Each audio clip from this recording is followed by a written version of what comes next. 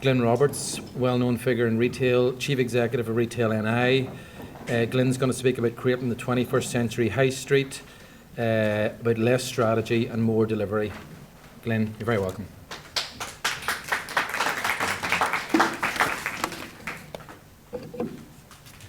Eamon, thank you very much. It's great to be here. I think Eamon sort of summed up in many respects where we are and what we need to do. There's absolutely no doubt that we are not short of ideas, of policy, of strategy. In the last year, we've seen the High Street Task Force, of which I was one of the chairs, that was set up by the executive, produce its report, 14 points. We have the executive's infrastructure strategy, and we have the Levelling Up white paper, all of which need to ensure that we're all pointing in the one direction in order to get change, in order to achieve 21st century high streets. But I think there's an even more challenging situation in the here and now for our high streets. We're not just facing a cost of living crisis, we're facing a cost of doing business crisis as well. There's now a perfect storm of cost issues, from the aftershocks from the pandemic, national insurance increases, quadrupling of energy bills, increase in the national living wage, inflation, and of course, with consumers, many consumers paying more for their mortgages, we're now seeing consumer confidence taking a dive as well. And we've been very clear that that needs immediate action. And I worry that next month will become a pinch point for many independent retailers and hospitality businesses, because that's when the 2-year COVID rates holiday comes to an end. And I'm frankly a bit worried that so many of our members have got so used to not paying rates over the last 2 and a bit years that this will come as a bit of a shock in more ways than one. So we've called upon the Finance Minister, and I absolutely appreciate the difficulties that he is in. And you know what? It is disgraceful that we don't have an executive in what is another world crisis in as many months. We need that rates holiday.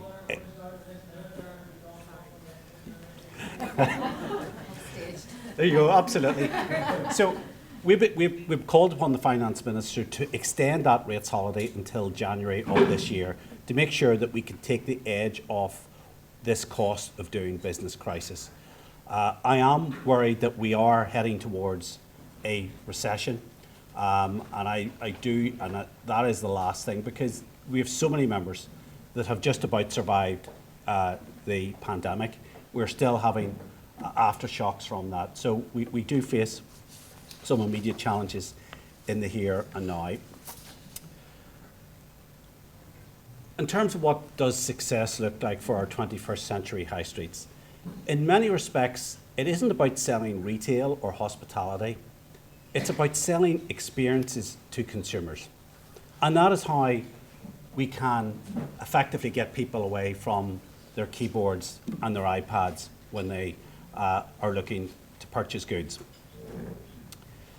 In many respects, our high streets need to become multifunctional hubs with libraries, community services, police stations, healthcare, leisure, education, open spaces, housing and sports facilities. I do believe that we have an opportunity now to co-design a solution-based approach to the challenges facing our local high streets. And we want to see a 5-year high street reconstruction plan. Now, this was already outlined in the High Street Task Force. And what we want to see within that 5-year reconstruction plan is dealing with all the challenges and policy levers that government, both at a Stormont level and indeed at a council level. So that means fixing a broken, antiquated system of business rates. We have outlined in our new ambition plan that we released just before the start of the election a number of ways which we could turn the business rate system into, instead of being a disabler, into an enabler. We've outlined, for instance, if a business or a retailer or a pub or any other business wants to invest in its business, create new jobs, create a positive impact on the local economy, then that capital allowance, they should introduce a capital allowance scheme in terms of the rates, which allow them to write off 3 or 4 months of rates. If a business invests in green technology, all more important than ever, again, they should be able to get help with their rates to do that. So you're turning the rating system into an enabler, and that is things that could be easily done. We need to see the small business rate relief scheme extended and go much further and be more targeted than ever before. And in many respects, I think the big danger is that we can overcomplicate the situation. And the bottom line is this: what does 21st century high streets look like? Clean, green, family-friendly destinations that people want to come back time and time again. An ecosystem with lots of different types of businesses. Very simply, putting the social back into shopping, and that is where that is what success looks like. And we shouldn't forget the huge contribution that many independent retailers provided during the height of lockdown, in particularly many rural areas where those convenience stores, those butchers, those chemists were an absolute lifeline for so many communities, particularly older and vulnerable people as well. We have set out in our new ambition plan lots of ideas about how we could move the situation forward in relation to our high streets. And it is very much about a vision which is about empowering people and communities to reshape and repurpose their local villages, towns and cities, and above all else, reinvigorate the leadership model. And again, it is about how we can effectively sell them as destinations. We also want to see the prioritisation of social purpose in our high streets and the development of the kindness economy to support the next generation of passionate, independent retailers who will put a priority of people, the planet, and breathe new life into our empty spaces and derelict buildings. That means developing green quarters in our cities. And we've got good examples of that internationally in Athens and Seattle. But fundamentally, I believe that the programme of government, whenever it is negotiated, needs to be more than just a deal between 4 political parties or 5 political parties. We need to have business right in there co-designing that new policy framework. It was done with the High Street Task Force, and let us not forget, the High Street Task Force was somewhat undersold, but it in many respects points the way to the future of doing government.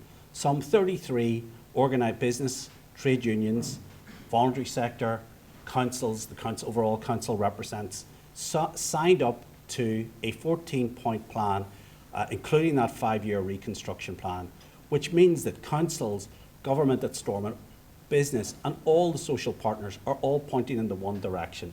So that means just not fixing our antiquated business streets, it's making sure that we get planning right. We're starting to see too much out-of-town retail development creep back into the system. Councils can't have it both ways. They can't expect to have vibrant town and city centres, but still give out-of-town retail development the go. We've seen that in places like Coleraine, in Enniskillen, in Newton Abbey, and there's more in the system.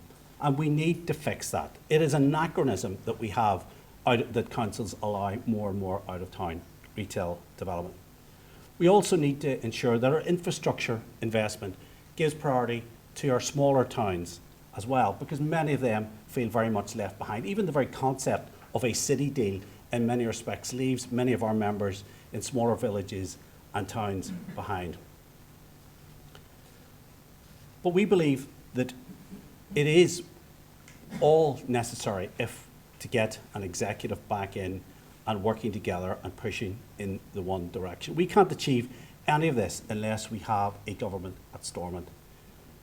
We just don't, as I've said, have a cost of living crisis. We have a cost of doing business crisis. And I do worry, with all the pressures that are on, that next month could be a significant pinch point, with businesses barely recovered from the pandemic, dealing with a cost of doing business crisis. And I do believe that jobs will be lost then. And we have a very simple ask, and we've been giving this very clearly to the 5 political parties. We need to see that rates holiday extended. We need to support those businesses for a few months longer. And we need to ensure that we get to the other side of this. We have a viable, independent retail and hospitality sector. Thank you for your time.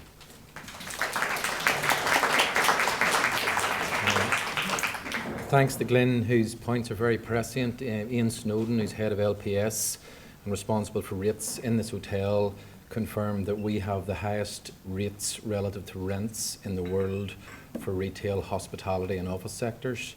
That's due to the exemptions here for manufacturing and agriculture.